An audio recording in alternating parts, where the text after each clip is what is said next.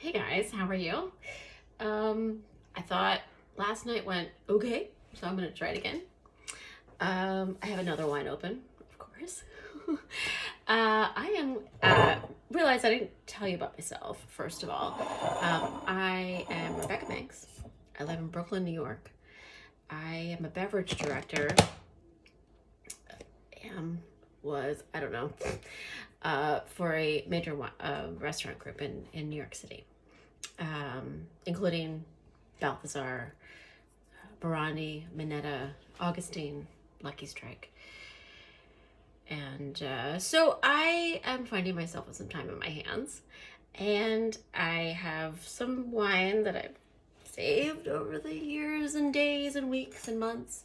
And I have decided that if I'm going to drink those wines, I'm going to talk about those wines and just kind of put myself out there a little bit so I can at least exercise my wine muscles while we're all kind of holed up and wherever we are right now. I realize not everybody has wine, but those people that do enjoy wine, I would like to help you enjoy it maybe a little bit more. So I have this bottle of not very much, there's only a little bit left, of a Crozes Hermitage. Now, it is a red wine. I have, for my 14 followers that saw me on my first video about Vouvray yesterday, I have moved up from the Bon Mama jelly jar, and I am using a Target brand. I believe it's made by Riedel, but I don't want to say that out loud. It could just, but anyways, it's from Target, and I love it because it actually kind of mimics some of the glasses I've seen in France. And it also somewhat mimics some more expensive glasses that you may have seen in restaurants. I like this one. This is just a classic red wine, maybe a Bordeaux Burgundy. Nah, it's kind of a Bordeaux all-purpose glass. Personally, I think it's fine. You could drink it out of whatever you want. I do, for this particular wine, I like drinking out of this glass because it does kind of, see how it kind of narrows in a little bit, and it kind of contains the aromas in the glass. This is a very aromatic wine. So I'm going to pause talking about wine glasses for a second, and I'm going to tell you about this wine that I am enjoying, that I have enjoyed actually over the last couple of days. This is a great wine if you don't drink a lot, but you want to have something that's going to stay open for several days and not get bad. This is it. The Vouvray I had yesterday, that's kind of a one and done thing. You want to drink it in 1 or 2 nights. Otherwise, it doesn't get any better. I do keep my red wines in the fridge, even though it's kind of a no-no. But if I don't finish the bottle, I put it in the refrigerator and then take it out maybe a half an hour before I want to drink it. Just kind of helps preserve the wine from going bad. It's just like, if you left an apple out on a counter and cut it in half, it would turn brown. But if you put it in a sealable bag, stuck it in the fridge, it's not going to go bad quite as long. So same is true for wine. It's a living thing. When oxygen hits it, it's going to start going bad. So you want to preserve it as long as possible, or just drink it really fast, which is another method that I use sometimes. Not always appropriate. So Crozes Hermitage. This is also from France.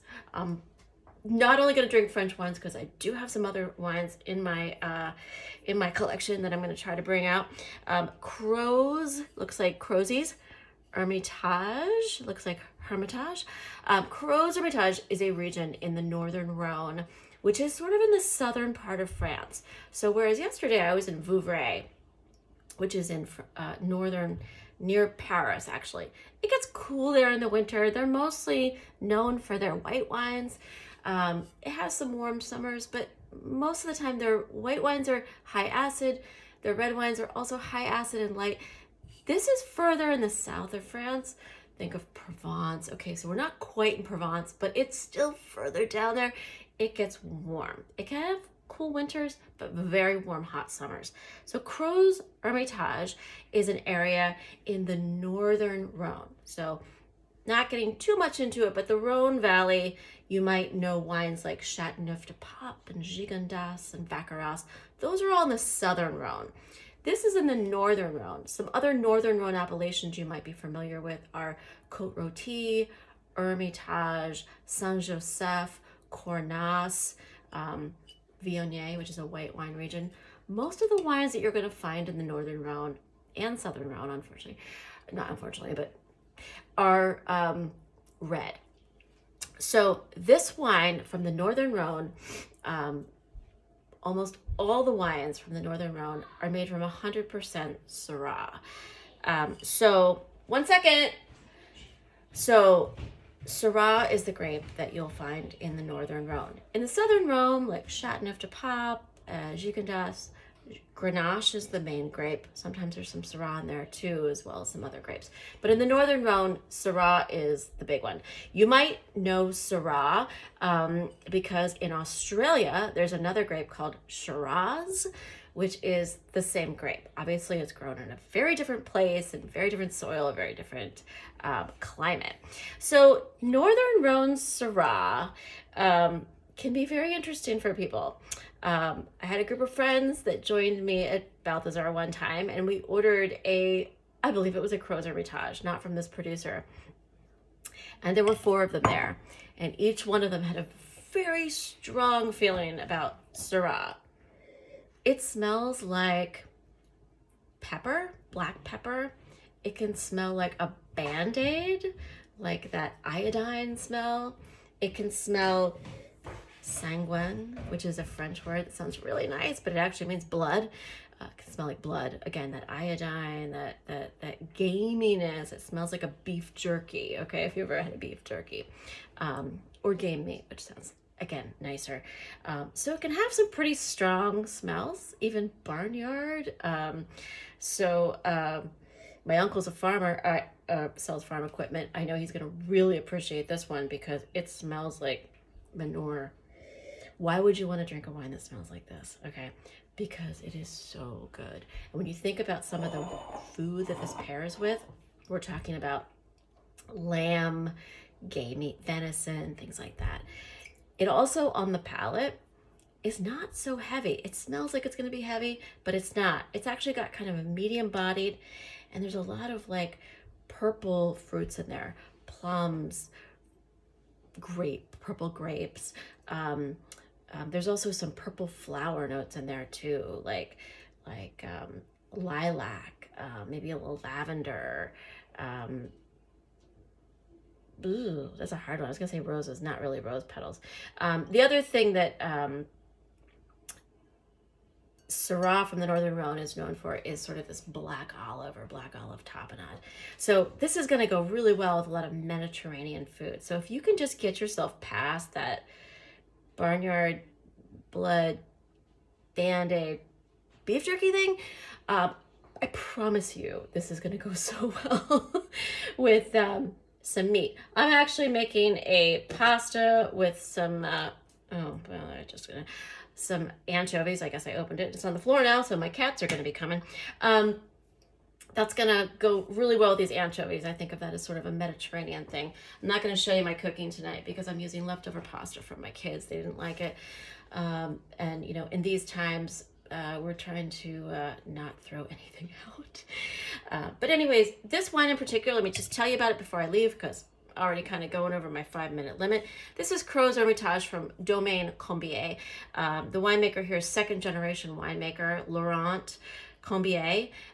He and his father have been in the Ardèche area for, well, 2 generations. So since the 1950s or 60s or so. I don't want to age him any longer than I should. This is a 2017, so 100% Syrah. This wine retails for about $30. So it's not inexpensive, but it's a nice wine that's going to pair well over the course of a meal. So I think it's a investment.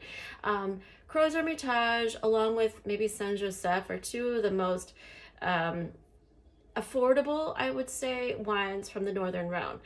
Once you get into wines like Cornas, Hermitage, Côte Rôtie, you're going to start seeing retail prices at around $50 to $100. So this is a great intro to Northern Rhone. He is more of a traditional producer. He's 100% practicing organic, so there's no pesticides, there's no chemicals in this wine. Definitely check it out. If you can't find Combier, there's other producers like Griot is one. And off the top of my head, I am now blanking on other producers. But there's a lot of them out there. I'm sure if you visit your local wine shop, again, you go online to your local wine shop or talk to your local wine shop owner. They can recommend a Crozes Hermitage that they have. I think you're really going to enjoy it. And I really enjoyed talking about this wine. Now I can finish the bottle. And cheers from Brooklyn. Bye.